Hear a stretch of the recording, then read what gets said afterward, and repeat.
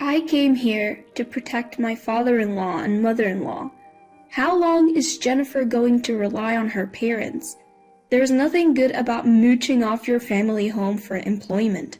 Please leave immediately. I was momentarily stunned by the sight of my sister-in-law, Kate, pointing at the door and fuming. Then my anger started to build, distorting my face. Kate was trying to kick me out of my family home while hiding her own actions. I couldn't let that slide. My name is Jennifer. I work as a whip writer while living at home. I've been blogging since college and it's become a source of income. I love writing, so I pitched my blog to my favorite websites and got hired as a web writer. I had been working from home, living alone in an apartment since my college days until a few years into my career. Then, my dad got into a car accident and became wheelchair-bound. My dad, who's always been upbeat and positive, quickly learned how to operate an electric wheelchair and continued to live happily. However, our family home wasn't wheelchair-friendly. Since I had no desire to get married, I suggested moving in with my parents. They agreed, so I promptly bought a new home. I chose a unit in what's called a luxury apartment building. The reason? It's connected to a train station and shopping mall, and it's a barrier-free environment, making it easier for my dad to get around. My parents loved the new home, and I felt great about being able to do something good for them. We were enjoying peaceful days together until my brother John's marriage turned everything upside down. Kate, the woman John married, was someone he met at a bar. Tall and stunningly beautiful, Kate seemed out of reach for my inexperienced brother. John was thrilled to have made it to marriage with someone like her. My parents and I genuinely celebrated their wedding, as Kate had always acted polite and sensible. But after the wedding, Kate started visiting our home more frequently. "Your home is really lovely. The view is always so beautiful, I'm jealous." Kate would always say this while looking out the window. We didn't intentionally choose a high floor, but at the time of purchase, only the top floor was available. Kate seemed very envious of this and started visiting uninvited every 3 days, which honestly bothered me. I have a workspace in the house, and Kate would barge into my room without hesitation. Whenever she saw me at my computer, she'd say, "Playing around again. Looks fun," making snide comments when my parents couldn't hear. I had told Kate that I earned my living as a web writer and blogger, but she retorted, "There's no way you could afford such a nice house doing that. I'm not fooled, you know." Apparently, Kate isn't familiar with the online world. She seemed unaware that some bloggers and web writers live in even nicer homes and travel the world while working.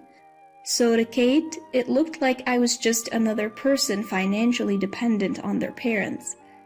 At first, Kate hid her true colors, but she gradually changed. She complained about me living at home while trying to win my parents over by helping with household chores. Especially towards my dad, Kate's behavior was commendable. Before marrying my brother, she had worked in caregiving, and she was attentive to the small inconveniences my dad might feel. Naturally, my dad was grateful to her, and if my dad was grateful, my mom also appreciated Kate. Despite it being my home, I increasingly felt like my place was being taken away. Then, one day, something about Kate's outfit caught my eye. As she was chatting amiably with my dad, I couldn't help but ask. I rarely initiated conversations with Kate, who I already disliked. So she seemed surprised and asked, "What is it?" "Are those clothes for men? They're from a famous brand, aren't they?" I had a friend who wore that same brand. He was a guy and had proudly shown off his expensive new shirt to me. After a moment of surprise, Kate said, "I like men's clothing too," with a forced smile. Wondering why she would react like that, I caught her glaring at me. "What's the matter? Is it wrong for me to wear men's clothing?" Her sudden change startled my dad. and my mom, who was sipping coffee a little distance away, froze. I was used to Kate's sharp glares, so I calmly replied, "No, it's nothing." Angrily, Kate declared, "If you're going to be suspicious, then fine, I'm leaving," and abruptly stormed out. My parents were shaken, not understanding why she was so angry, but I had a bad feeling. A few days later, I was relaxing in the living room, playing a game on TV after barely meeting a work deadline. I felt someone's gaze and turned around in surprise. There stood Kate, her face livid. In our home, I am the one who answers the intercom. My old-fashioned parents aren't comfortable with the camera-equipped intercom, so they call for my help whenever it rings while I'm home. So there is no way I wouldn't notice if the intercom rang. Our apartment has an auto-lock system, and you have to unlock 2 doors to get in. I always lock the door out of habit, so there is no chance I forgot. Shocked, I blurted out, "How did you get in?" Kate replied, "I made a duplicate key with John's. You never know when Jennifer might do something terrible to her parents." I've never done anything to harm my parents. While I'm not the most considerate person, I've never done anything so bad that Kate would need to make a spare key to burst in at any moment. My parents, who noticed Kate's arrival, were also surprised that she had entered the house on her own. When they asked her how she got in, she gave the same answer she gave me. My parents exchanged glances, and my dad defended me, saying, "Jennifer would never do something terrible. We're only grateful to her." But Kate loudly denied it. "No! Jennifer is already doing something terrible. She's living off of her parents' money. Aren't you ashamed to be playing games in the middle of the day?" I frowned at her sudden tirade. I had been consulting with my brother about Kate, and I thought she should be the one feeling ashamed. But her rant continued. "I came here to protect my father-in-law and mother-in-law. How long is Jennifer going to rely on her parents? There's nothing good about mooching off your family home for employment. Please leave immediately." I was momentarily stunned by Kate, who was pointing at the door and fuming. Then my anger started to build, distorting my face. Kate must think I've discovered her secret. That's why she's trying to kick me out and cover it up. Just as I was about to speak, my brother walked into the living room. We were all surprised by his unexpected appearance, and he looked angrier than either of us. "What's going on here?" he shouted, pulling something out of his bag and scattering it. The pictures showed Kate walking arm in arm with a man who wasn't my brother, even kissing him on the street. Kate's face turned pale as she frantically gathered the photos, muttering, What is this? What is this?" The issue my brother had consulted me about was Kate's affair. She had been acting strangely lately. Despite being a home worker, she was going out every day and coming home late. She told my brother she was coming to our house every day to help with my dad's care, but she only showed up every 2 or 3 days. The answer to where she was going on other days was captured in the photos. My mom was trembling with anger as she looked at the photos. And then my dad quietly spoke. "Should we move out then?" "What?" "Kate wants this house, doesn't she? I appreciate her being kind to me, but I've noticed she's got her eye on this place. She's been secretly measuring rooms, hasn't she? Even asked my wife if the mortgage was fully paid off. The house might be too big for one person, but Jennifer would probably rent it out." "Live alone? I was planning to move in here with John." "You think I can stay with a wife who's kissing another man? No way."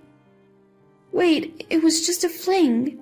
You are the one I love. Please forgive me." Kate clung to my brother, but he shoved her hand away, saying, "Don't touch me, you're filthy." Tears started to flow from Kate's eyes. Her face looked even more eerie because she was pretty. I thought to myself, what a scary face, as Kate directed her anger at me. What's the deal? I thought if I kicked you out, no one would know about my affair. It's all your fault. Get out! Kate was panicking, probably not even understanding half of what she was saying. My dad was right. She wanted to take over the house. But today she suddenly switched tactics, telling me to get out because I had commented on the men's shirt she was wearing. Turns out she got that shirt from her affair partner after spilling pasta sauce on her clothes during a date. I couldn't understand why she'd wear such a shirt to her in-laws' house, but that's why she was trying to kick me out. My brother announced he would never forgive Kate and would divorce her, demanding compensation. Starting today, I am living here. The one who needs to leave is Kate. John had decided to move back into our family home, saying he couldn't live with Kate after being cheated on. My parents didn't object to him coming back. Kate kept apologizing to John as she cried, but he mercilessly kicked her out. He then apologized to me and our parents. We all comforted him as he cried, ashamed for marrying such a woman. Kate seemed to have moved back to the house she shared with my brother, but he planned to terminate the lease that month. He met with Kate to retrieve the spare keys to our house and told her never to come back. Kate ended up having to pay a large sum in compensation. She sought help from her wealthy affair partner, but my brother had also demanded compensation from him. It seemed their relationship was indeed just a fling, and the affair partner was furious at being dragged into this. He refused to help Kate. She had almost depleted her pre-marriage savings on dates with her affair partner and lost all her savings paying the compensation. Now she's working a physically demanding job that comes with a dormitory. My brother told me she's so busy she barely has time to sleep, but as far as I'm concerned, it's just retribution for hurting my brother. John moved into our family home and was going through a rough patch for a while, but it seems like a guardian angel of a woman reached out to him. He was at his favorite bar, drowning his sorrows when he started crying, thinking about how Kate had cheated on him. This woman quietly offered him a handkerchief. They had never spoken before, but she was also a regular at the same bar. She later confessed, "I had my reasons for giving you the handkerchief, but it's clear she genuinely loves my brother." When Kate found out that John had found a much kinder and wonderful partner, she was reportedly sobbing. Kate, who was always confident in her looks, was under the delusion that my brother would want to get back together with her. It's astonishing how shameless some people can be. John's new fiancé understands my freelance work and even praises me for being able to afford a luxury apartment. I can't say I mind the compliments.